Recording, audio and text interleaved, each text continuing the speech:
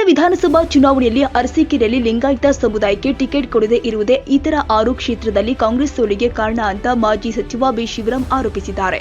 ಸುದ್ದಿಗೋಷ್ಠಿಯಲ್ಲಿ ಮಾತನಾಡಿದ ಅವರು, ಮಂತ್ರಿ ಆಗಬೇಕು, ನಿಗಮ ಮಂಡಳಿ ಅಧ್ಯಕ್ಷ ಆಗಬೇಕು ಅನ್ನೋರು ಅರಸೀಕೆರೆ ಬಿಟ್ಟು ಬೇರೆ ತಾಲೂಕುಗಳಿಗೆ ಪ್ರವಾಸ ಮಾಡಿ ಕಾರ್ಯಕರ್ತರ ವಿಶ್ವಾಸ ಗಳಿಸಬೇಕಲ್ವಾ ಅಂತ ಶಾಸಕ ಕೆಎಂ ಶಿವಲಿಂಗೇಗೌಡ ವಿರುದ್ಧ ಅಸಮಾಧಾನ ವ್ಯಕ್ತಪಡಿಸಿದ್ದಾರೆ. ಜಿಲ್ಲೆಯ ಏಕೈಕ ಕಾಂಗ್ರೆಸ್ ಶಾಸಕ ಶಿವಲಿಂಗೇಗೌಡ ಅರಸೀಕೆರೆ ಬಿಟ್ಟು ಬೇರೆ ಎಲ್ಲಿ ಬಂದಿದ್ದಾರೆ? ಅಧ್ಯಕ್ಷರಾಗಬೇಕು, ಮಂತ್ರಿ ಆಗಬೇಕು ಅಷ್ಟೇ ಅಂದ್ರೆ ಹೆಂಗೆ? ಬೇರೆ ತಾಲೂಕುಗಳಿಗೂ ಹೋಗಬೇಕು, ಉನ್ನತ ಸ್ಥಾನಗಳಿಗೆ ಯಾರನ್ನಾದ್ರೂ ಆಯ್ಕೆ ಮಾಡಿದ್ರೆ ಆಗುತ್ತಾ ಅಂತ ಟಾಂಗ್ ಕೊಟ್ಟಿದ್ದಾರೆ. ಲೋಕಸಭಾ ಚುನಾವಣೆ ಬರ್ತಾ ಇದೆ. ಎಐಸಿಸಿ ಅಧ್ಯಕ್ಷ Mallikarjun Kharge, CM Siddaramaiah, DCM DK Shivakumar ಅವರ ಅಭಿಪ್ರಾಯ 28 ಕ್ಷೇತ್ರ ಗೆಲ್ಲಬೇಕು ಎಂಬುದಾಗಿದೆ. ಗೆಲುವಿಗೆ ಏನು ಮಾಡಬೇಕು ಅದನ್ನ ಮಾಡ್ತಾ ಇದ್ದೇವೆ ಎಂದರು. ಇನ್ನು ಲೋಕಸಭಾ ಚುನಾವಣೆಯಲ್ಲಿ ಶಿವಲಿಂಗೇಗೌಡರಿಗೆ ಜನಾಭಿಪ್ರಾಯ ಇದೆ ಅಂತ ಅವರ ಹೆಸರು ಹೇಳಿದ್ದೇನೆ. ಅಭ್ಯರ್ಥಿ ಆಯ್ಕೆಗೆ ಮಾರ್ಗ ಅನುಸರಿಸಬೇಕು. ಕಳೆದ ವಿಧಾನಸಭಾ ಚುನಾವಣೆಯಲ್ಲಿ ಸೋಲಲು ಜಾತ್ಯತೀತ ನಿಲುವು ತೆಗೆದುಕೊಳ್ಳದೇ ಇರುವುದೇ ಕಾರಣ. ಲಿಂಗಾಯತ ಸಮುದಾಯಕ್ಕೆ ಟಿಕೆಟ್ ಕೊಡದೇ ಇರುವುದು 6 ಕ್ಷೇತ್ರಗಳ ಸೋಲಿಗೆ ಕಾರಣ.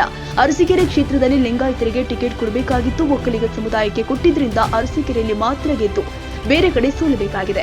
ಪ್ರಬಲ ಆಕಾಂಕ್ಷಿಯಾಗಿದ್ದ ಶಶಿಧರ್ ಅವರಿಗೆ ಟಿಕೆಟ್ ತಪ್ಪಿಸಿ ಸರ್ಕಾರ ಬಂದ್ರೆ ನಿಗಮ ಮಂಡಳಿ ಸ್ಥಾನ ಕೊಡುತ್ತೇವೆ ಅಂತ ಸಿದ್ದರಾಮಯ್ಯ ಹಾಗೂ ಡಿಕೆ ಶಿವಕುಮಾರ್ ಇಬ್ಬರು ಕೂಡ ಹೇಳಿದ್ರು. ಆದ್ರೆ ಇಲ್ಲಿ ತನಕ ನೀಡಿಲ್ಲ.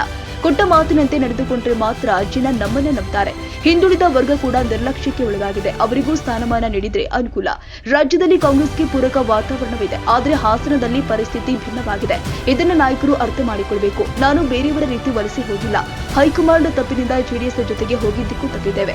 ಜಿಲ್ಲೆಯಲ್ಲಿ ಇರುವ ಉಸ್ತುವಾರಿ ವೀಕ್ಷಕರು ಯಾವ ತಾಲೂಕಿಗೂ ಭೇಟಿ ಮಾಡಿಲ್ಲ.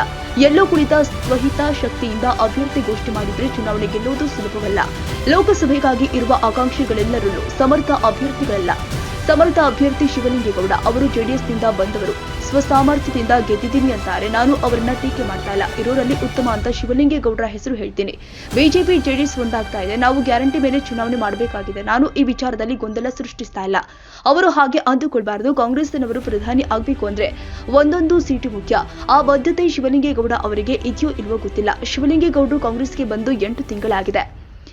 ನಾನು 47 ವರ್ಷಗಳಿಂದ ಇದ್ದೇನೆ ಎಂದು ಪರೋಕ್ಷವಾಗಿ ವಾಗ್ದಾಳಿ ನಡೆಸಿದ್ರು. ನ್ಯೂಸ್ 81 ಕನ್ನಡ, ಮೂರ್ತಿ, ಹಾಸನ. ಟಿಕೆಟ್ ಬೇರೆ ಕೊಡಬೇಕು ಅಂತ ಅವರು ಕೇಳ್ತಿದ್ದಾರೆ. ನಾವು ಗೆಲ್ಲಲ್ಲ, ಬೇರೆ ಗೆಲ್ತಾರೆ ಅನ್ನೋ ಅಭಿಪ್ರಾಯ ಮಾಡಿದ್ರೆ ತಪ್ಪು ಅಂತ ಹೇಳಕ್ಕಾಗುತ್ತಾ?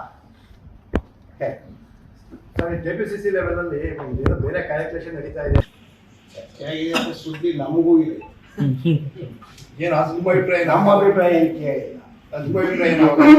ಹೈಕಮಾಂಡ್ ಅವ್ರು ಚಿಂತೆ ಇದ್ದಾಗ ನಮ್ಮ ಅಭಿಪ್ರಾಯ ಅವ್ರು ಕೇಳಿದ್ರೆ ಹೇಳ್ಬೋದು. ಅದಕ್ಕೆ ಮುಂಚೆ ನಾವಾಗ ಹೇಳಿದ್ರೆ ಸುಮ್ಮನೆ ಅಲ್ಲ. ನಿಮ್ಮ ಸಮಕಾಲೀನ ಸರ್, ಅವರೆಲ್ಲ ಸಮಕಾಲೀನರು. ಆ ತರದ್ ಏನಾದ್ರು ಬಂದ್ರೆ ನಮ್ಮ ಪಾರ್ಟಿಗೆ ಎಂಟಿ ಇರಲ್ವೋ ಅಲ್ಲಿ ಹೋಗಿ ಅವ್ರ ಬಗ್ಗೆ ನಾವೇನು ಹೇಳಪ್ಪ ಅಲ್ಲ ಸರ್. ಈಗ ನಿಮ್ ಕ್ಯಾಲ್ಕುಲೇಷನ್ ಅಲ್ಲಿ ಏನ್ ಮಾಡಿದ್ರೆ ಇಲ್ಲಿ ಪ್ಲಸ್ ಆಗುತ್ತೆ, ಗಿಲ್ಲಕ್ಕೆ ಪೂರಕ ವಾತಾವರಣ ಅಂತ ಲೆಕ್ಕ ಹಾಕೋರು. ಇದನ್ನ ಯಾಕೆ ಕೇಳಬಾರ್ದು? ಯಾವ್ದನ್ನ? ಲಿಂಗಾಯತಿಗೆ ಟಿಕೆಟ್ ಕೊಟ್ರೆ ಅನುಕೂಲ ಆಗುತ್ತೆ ಎಲ್ಲರೂ ಹೌದು ಅಂತ ಶಶಿನ ಕಾಲ ಒಟ್ಟಿಗೆ ಕೊಡಿ ಹೇಳ್ತಾ ಇದ್ದೀನಿ ನಾನೇ.